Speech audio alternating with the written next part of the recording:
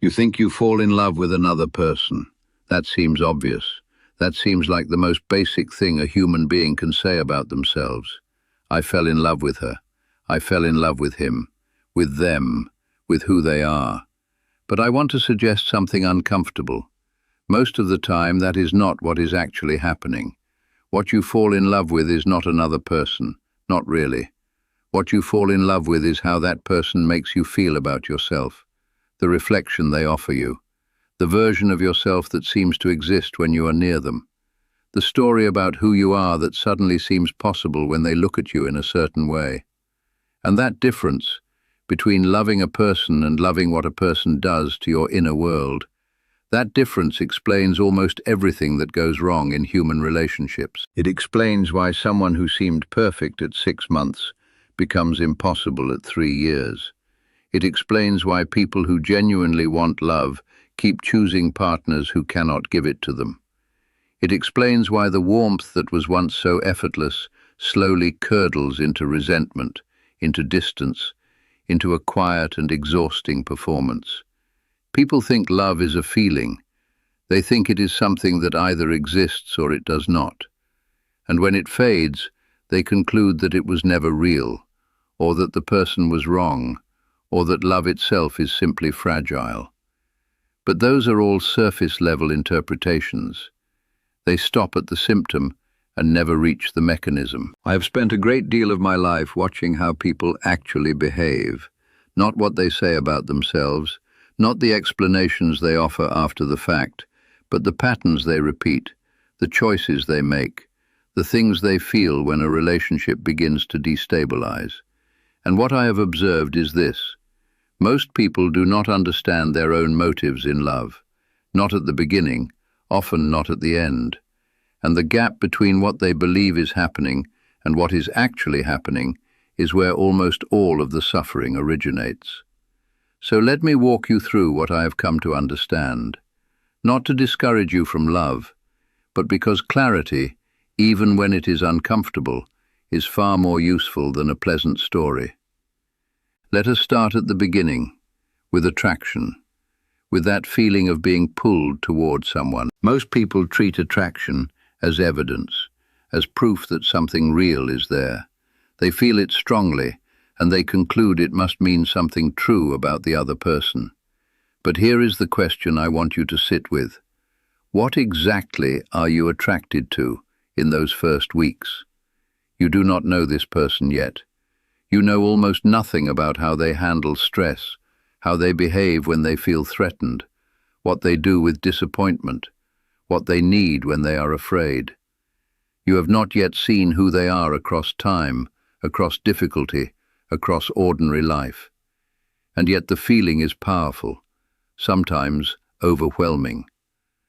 What is happening in those early weeks is not a perception of the other person.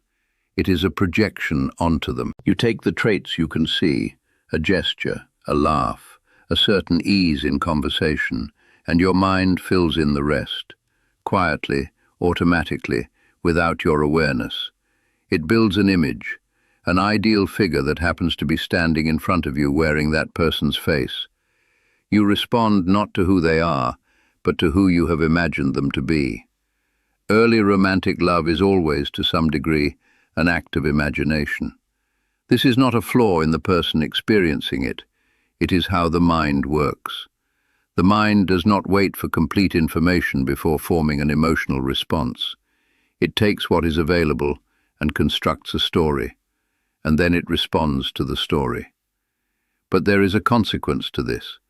When reality eventually arrives, and it always does, it arrives into a space that was already occupied by the fantasy. And when the real person turns out to be different from the imagined one, people feel confused. They say things like, "You changed," or "I feel like I don't know you anymore." But in many of those cases, what actually happened is simpler and stranger. They are seeing the person clearly for the first time. They did not fall in love with who the person was. They fell in love with who they imagined them to be. And love built on imagination is always on borrowed time. But why does this happen? Why do people project so readily? Why does the mind build these idealized figures in the first place? Here is where it becomes more interesting. The image people project onto a new partner is almost never random. It is not invented from nothing. It is drawn from somewhere much older and much more personal. People carry into adult life a set of emotional templates, a sense of what love feels like when it is present, a sense of what closeness looks like, what distance looks like, what it means to be cared for or abandoned or necessary to another person. These templates were formed early, in childhood, through the first relationships that shaped the nervous system. And here is what matters. People do not simply seek partners who match an ideal of goodness or compatibility. Very often, they seek partners who match the emotional templates they already carry. Not because those templates are good, but because they are familiar. A woman raised by a father who was warm but emotionally unpredictable may find herself inexplicably drawn to men who alternate between closeness and withdrawal. Not because she wants to be hurt, but because that rhythm, warmth, then distance, then the anxious longing for reconnection, feels at some level like home. A man whose early emotional environment required him to constantly earn love through performance and achievement may find that partners who are casually indifferent make him feel nothing, while partners who withhold approval make him feel intensely alive. Not because the withholding is good, but because it activates the only love pattern he learned to navigate. I called this the repetition compulsion, and it is one of the most powerful and least acknowledged forces in human romantic life. People believe they are choosing freely. They believe they are simply following their feelings toward the people who attract them. But the feelings themselves are shaped by old patterns. The compass they are following is calibrated to the emotional weather of a childhood home. This is why people repeat, not because they are foolish, not because they lack awareness, but because the familiar is not simply comfortable. For the unconscious mind, the familiar feels like truth. The familiar feels like what love is supposed to be. Let me give you a concrete example. A woman spends her 20s and 30s in a series of relationships that all follow roughly the same shape. They begin intensely. There is immediate connection, a sense of recognition, a feeling that this person truly sees her. And then, slowly, the person becomes less available, more distracted, more critical. The connection thins. She works harder to recover what they had at the beginning. Eventually, the relationship ends, and she is genuinely confused. She describes her choices to a friend. She is not choosing the same kind of person on purpose. They seem different each time, different careers, different personalities, different cities. But when you look not at the surface traits but at the emotional dynamic, the structure is almost identical. She is always slightly more invested than the other person. She is always the one reaching toward closeness, while the other maintains a certain comfortable distance. Is this bad luck? Is she simply finding the wrong people by coincidence? Or is something in her drawn specifically to that dynamic? Is something in her, something formed very early, before she had words for it, recognizing that pull and distance as what love feels like? This is the question most people never ask, because to ask it means accepting an uncomfortable possibility, that our own psychology may be directing our choices in ways we cannot see. Now here is where the picture gets more layered. It is not only childhood patterns that drive romantic choices.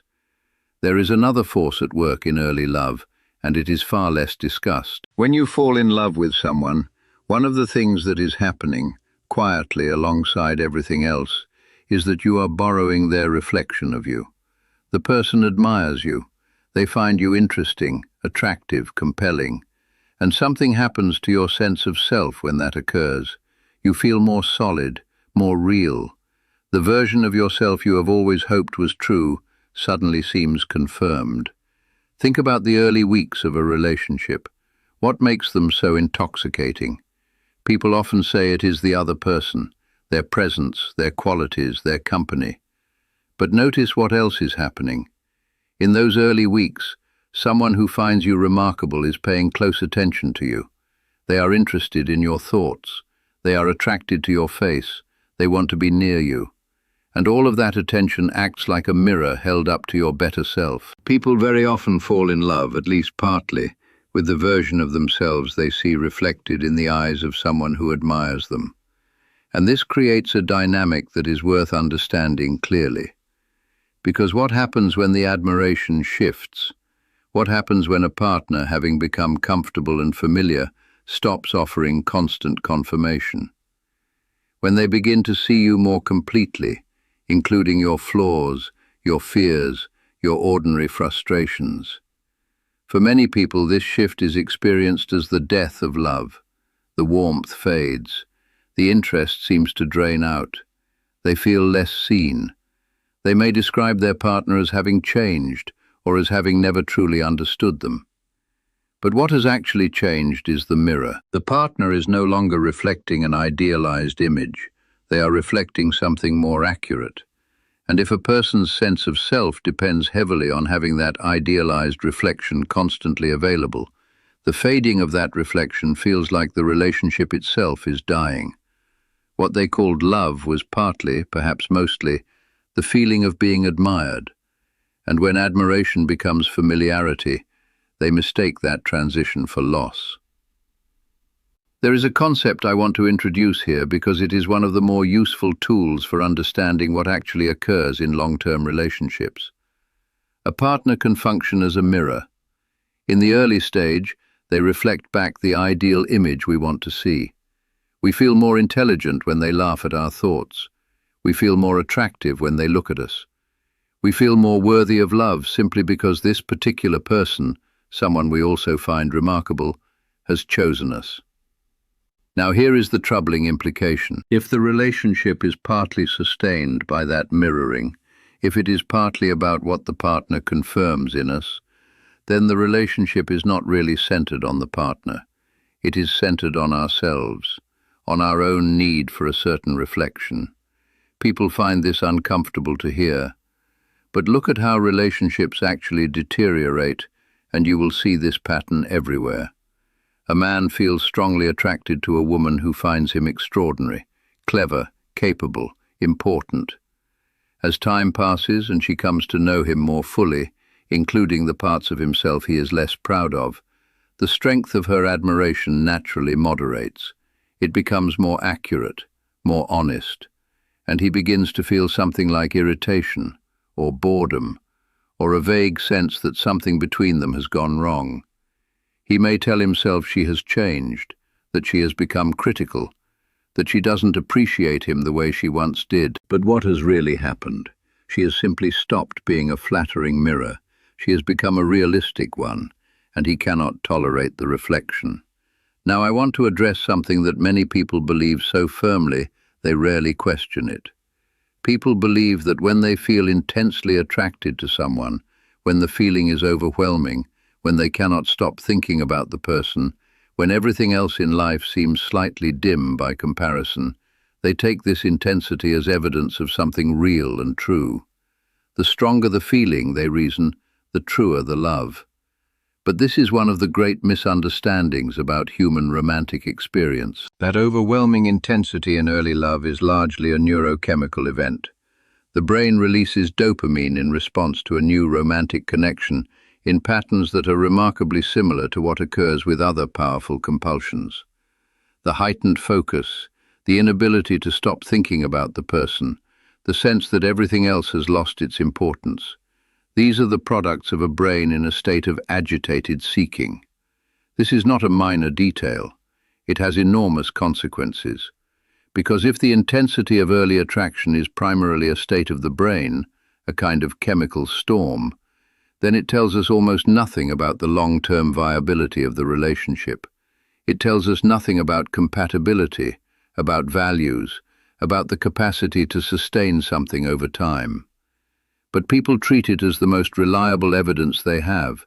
They say, "I have never felt like this before," as if the strength of the feeling is itself a kind of proof. And when that chemical storm eventually passes, which it does, always, for every person in every relationship, people conclude that love has died. But the storm was never love. The storm was the brain registering novelty and possibility. The storm was anticipation. What comes after the storm, the calmer, quieter, less dramatic daily experience of another person, that is where real love either exists or does not. But because it lacks the urgent intensity of the early weeks, people often do not recognize it as love at all. They are waiting for the storm to come back, and when it does not, they go looking for it elsewhere. Here is the painful extension of this. Some people spend their entire adult lives chasing that storm. They fall hard, feel certain, commit, and then, when the intensity fades, they conclude the relationship was a mistake. They leave, or they find another storm somewhere nearby, or they simply endure the relationship in quiet dissatisfaction, while fantasizing about what the storm might feel like with someone new. This pattern is more common than most people admit, and it is not because these people are incapable of love, or superficial, or afraid of commitment. It is because they have learned, from their first experiences of romantic intensity, to equate the storm with love itself. They were never taught to recognize what love looks like when it is calm. What does calm love look like? It looks like two people who know each other's actual dimensions, not the idealized version but the complete one, and remain genuinely interested in each other. It looks like choosing the person not because they make you feel like the best version of yourself in every moment, but because you respect who they are, even when they make you feel uncomfortable. It looks like attachment without possession, interest without obsession, care without the demand for constant confirmation. That is difficult. It requires a kind of psychological maturity that is not automatic. And yet people consistently speak about love as if it should be effortless, as if the need for effort is a warning sign rather than a natural feature of two separate and complex human beings sharing a life. Let me go further into the territory of unconscious motive, because this is where the picture becomes most revealing. People believe they understand why they love who they love. They say, because she is kind, because he makes me laugh, because we share the same values, because I feel at ease around them. These are honest answers, and they may all be true, but they are not complete answers. Beneath those conscious explanations are other motives that operate quietly and without permission. Some people love because the other person rescues them from loneliness.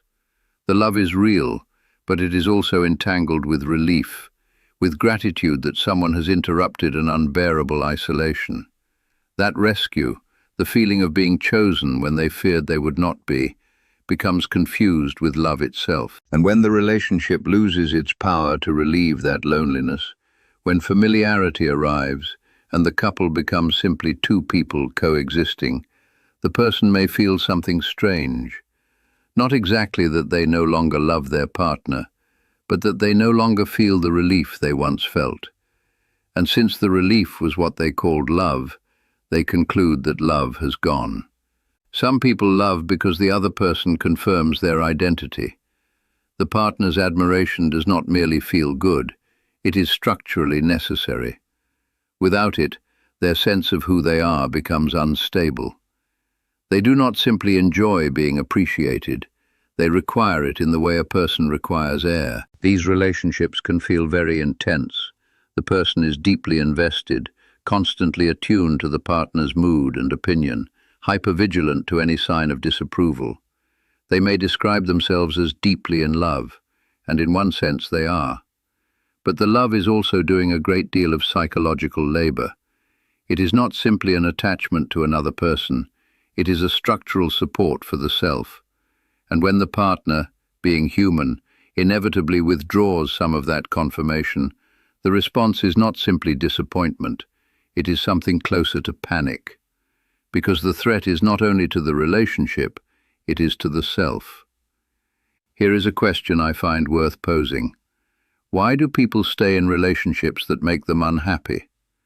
This seems like it should have a simple answer. People stay because of children or finances or habit or fear of change. These are real factors. But there is another reason that is rarely discussed honestly. People stay in unhappy relationships because the alternative is not simply being alone. The alternative is encountering themselves. Without the relationship to organize the days, to provide routine and purpose and a sense of being needed, the self must sustain itself on its own resources. And for many people, that prospect is more frightening than a difficult marriage. The relationship, even a painful one, provides structure, identity, a role, a reason to get up in the morning that comes from outside. When the relationship ends, all of that scaffolding disappears, and what remains is the person, alone with themselves, with whatever is actually there. Some people would rather endure years of low-grade unhappiness than face that encounter. This is not weakness. It is a recognizable feature of human psychology. People are deeply uncomfortable with psychological emptiness. They will fill it with almost anything: conflict, resentment, obligation, routine, rather than sit with the discomfort of not knowing what they are when they are not in relation to someone else. Now I want to return to something I mentioned earlier, because I do not think its implications have been fully felt yet. I said that people often love not the other person, but the version of themselves they see reflected in that person's eyes. Let me push that further. If that is true, if love is partly a mirror, then what we are really afraid of losing when a relationship ends is not only the other person. We are afraid of losing the self the relationship made possible. The man who was funny and quick and full of energy in that relationship. The woman who was warm and creative and seen in a way she was not seen elsewhere. The person who, in the context of that particular love, felt most like the person they had always hoped to be. When the relationship ends, they do not only lose the partner, they lose access to that version of themselves.